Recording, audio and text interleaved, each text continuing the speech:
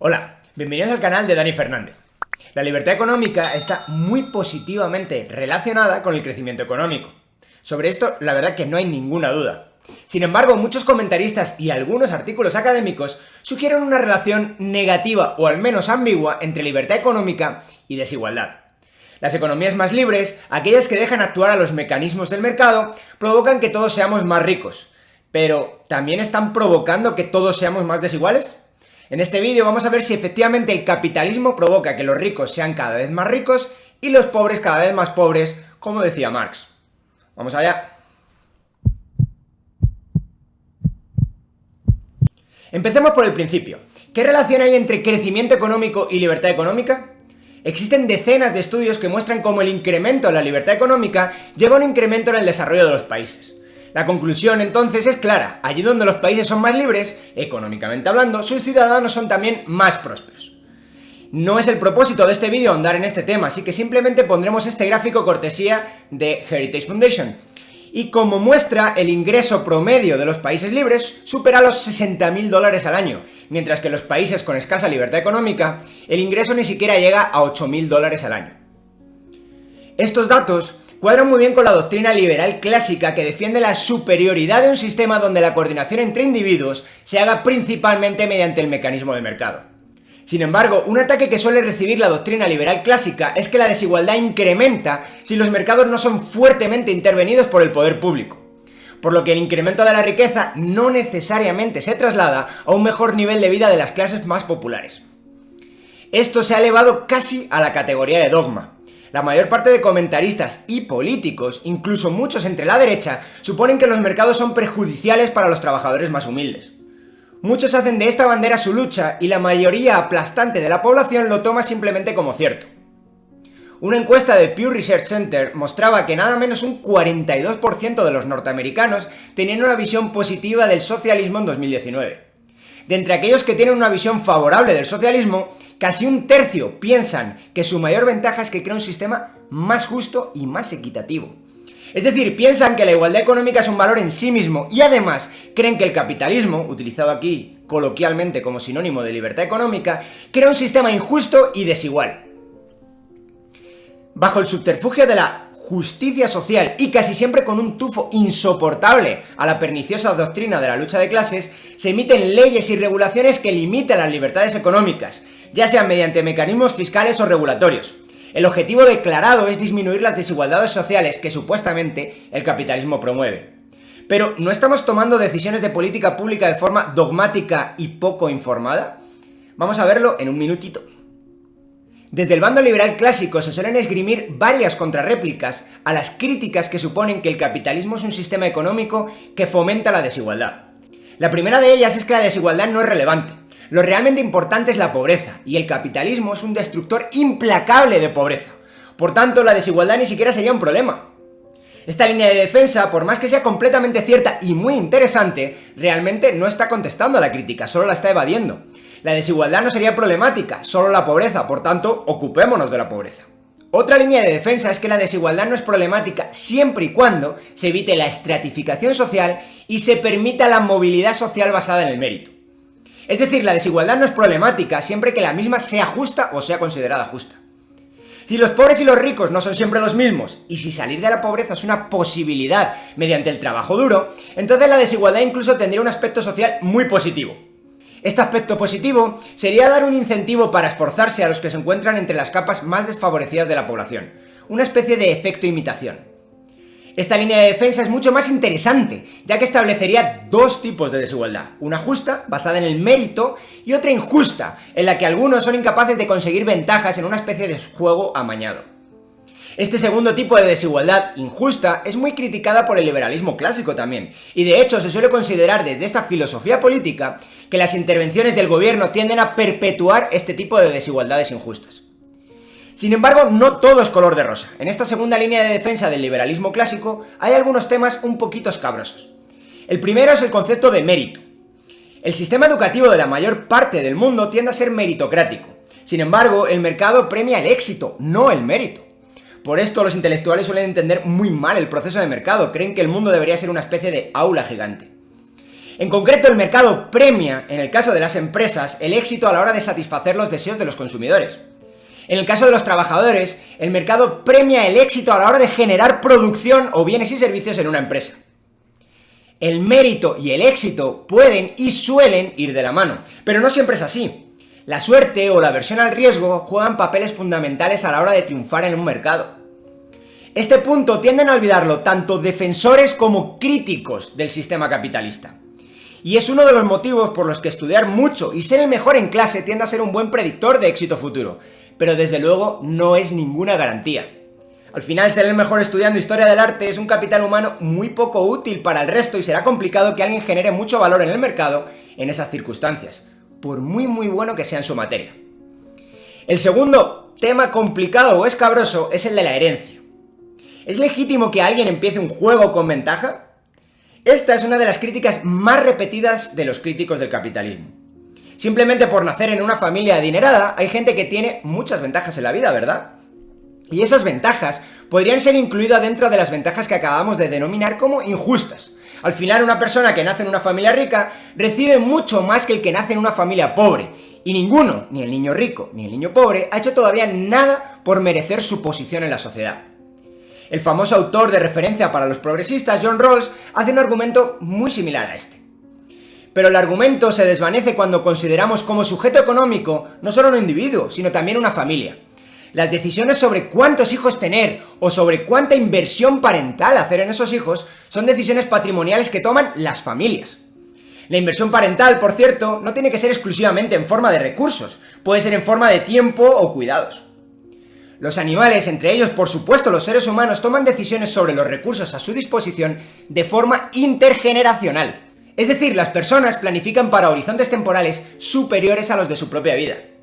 Por tanto, la pregunta de los críticos del capitalismo está mal enfocada. La pregunta realmente relevante es, ¿cuál es la legitimidad de privar del esfuerzo a un padre que dota de recursos a sus hijos? También hay argumentos consecuencialistas interesantes a la hora de inmiscuirnos en las decisiones patrimoniales de las familias. Si restringimos severamente las decisiones intergeneracionales de familias, ¿no estaríamos desincentivando la inversión parental y dejando de generar recursos hoy? ¿No estaríamos incentivando a las familias a tener muchos más hijos e invertir menos en cada uno de ellos si tenemos la expectativa de que existirá un ente igualador de inversión parental a lo largo y ancho de una sociedad? En biología hay dos grandes estrategias reproductivas. La primera es tener mucha descendencia con baja inversión parental. En este caso se espera entonces que alguna de las crías sobreviva. La otra estrategia es tener poca descendencia con alta inversión parental. La probabilidad de supervivencia aquí sería mucho mayor, pero obliga a concentrar recursos en las pocas crías que se tienen. Los seres humanos tenemos una estrategia evolutiva principalmente de tener pocas crías y hacer inversiones parentales altas, pero hay variación entre familias. La siguiente pregunta relevante, entonces, es ¿por qué sería justo que las familias que siguen una estrategia reproductiva concreta tengan capacidad de extraer recursos a los que siguen otra estrategia reproductiva? En cualquier caso, y por interesantes que sean estos temas, los liberales clásicos suelen responder a la crítica de las herencias asumiendo, de forma correcta, que en un mercado libre los ricos no serán siempre los mismos, que el éxito en el mercado es más esquivo de lo que parece y que sin interferencia del Estado, nuevas fortunas se crean a la vez que las antiguas fortunas se desvanecen. La última vía de defensa de los liberales clásicos ha sido esgrimir motivos de índole teórica, es decir, deductivos, sobre la relación entre desigualdad y libertad económica. Algunos argumentos suponen que el capitalismo no conlleva ni una tendencia a la igualdad ni a la desigualdad. Otros suponen que la relación conlleva que en las primeras fases de desarrollo incrementa la desigualdad para luego bajar en una fase posterior de desarrollo. Este es el argumento básicamente de la curva de Kuznets. Sin embargo, hasta ahora se ponían encima de la mesa pocos trabajos empíricos. De hecho, los intentos de cruzar índices de libertad económica con índices de desigualdad han funcionado regular o mal si lo que se quería mostrar es que el capitalismo llevaba hacia una sociedad con una distribución del ingreso más igualitaria. Algunos trabajos muestran incrementos de desigualdad con algunos elementos de los subíndices de libertad económica y otros muestran incrementos en la igualdad. Es decir, la evidencia es más bien poco concluyente. Ahora bien, hay que decir que si bien estos trabajos no son capaces de mostrar una relación inequívoca entre capitalismo y desigualdad, tampoco consiguen hacer lo contrario, es decir, tampoco muestran que el incremento de libertad económica generen incrementos de desigualdad, como por desgracia una parte sustancial de la población cree hoy en día. La mayor parte de estos trabajos empíricos, sin embargo, se encuentran con problemas graves de limitación en los datos disponibles. En concreto, los índices de desigualdad tienen problemas estadísticos graves de efecto composición que los hace muy poco utilizables a la hora de hacer trabajos empíricos. Pongamos un ejemplo sencillo para ilustrar este problema.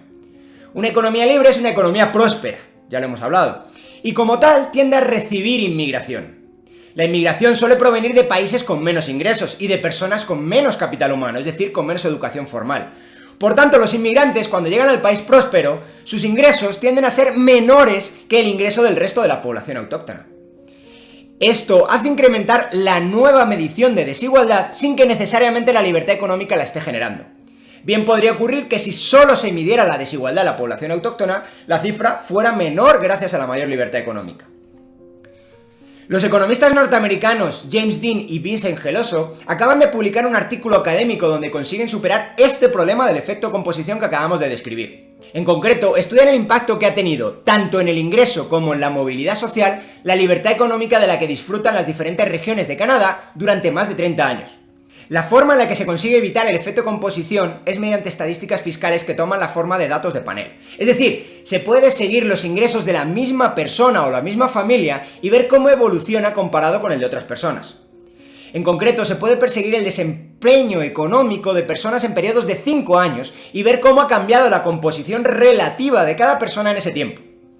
En lo que a libertad económica se refiere, el índice de libertad económica de Fraser permite analizar la libertad económica en Canadá por regiones, aunque los subíndices se centran solo en gasto público, ingreso público y legislación laboral. Al final no tiene sentido utilizar otros subíndices, ya que todas las regiones de Canadá comparten, por ejemplo, moneda y leyes financieras.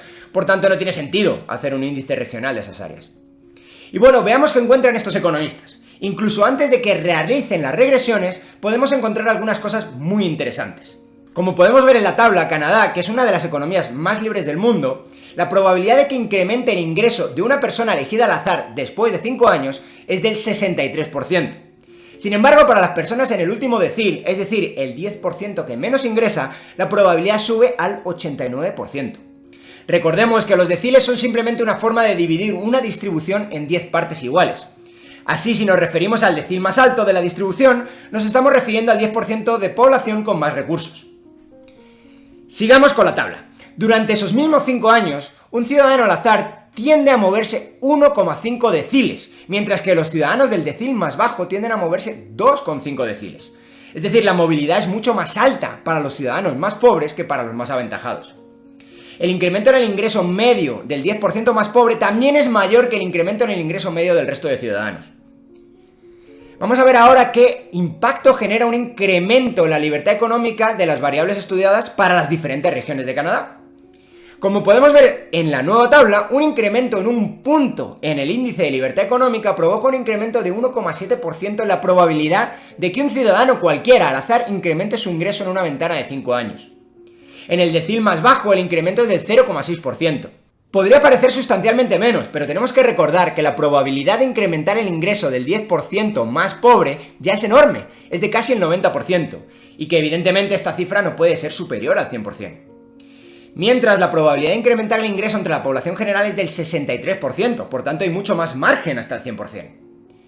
En la movilidad entre deciles, el impacto de un punto extra en la libertad económica incrementa la movilidad tanto para toda la muestra como para el 10% más pobre, en esta ocasión sí, con mayor fuerza para los más desfavorecidos.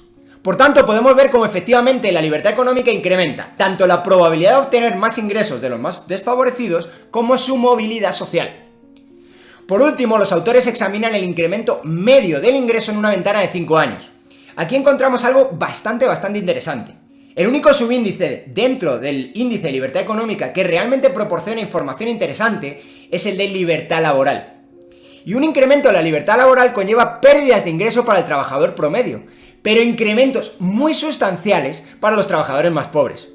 Este resultado es perfectamente compatible con la defensa de un mercado laboral libre. La teoría económica nos dice que restringir la libertad de contratación haciendo muy caro para el empleador contratar trabajadores, ya sea mediante salario mínimo elevado o otras supuestas protecciones a los trabajadores, genera un obstáculo casi insalvable para los más desfavorecidos. Ahora lo que tenemos es una contrastación empírica de que realmente así es. Por tanto, la libertad económica genera movilidad social e incremento de ingreso de los más pobres. Podemos concluir entonces que a pesar del bombardeo mediático y de la ya manida crítica que asegura que en el capitalismo los ricos son cada vez más ricos y los pobres cada vez más pobres, la libertad económica fomenta que los pobres vean su movilidad social incrementada y ven crecer sus ingresos por encima de los ingresos de los más ricos.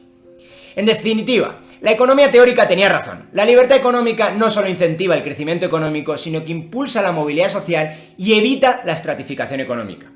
Y es que no hay nada que dé más miedo a un empresario establecido que la competencia que implica un libre mercado. Y bueno, con esto llegamos al final de este vídeo. Espero que os haya gustado. Si así ha sido, dadle like. Si no estáis de acuerdo con algo, dejad vuestro comentario. Y si queréis ver más contenido similar a este, suscribiros al canal. Nos vemos en el próximo vídeo.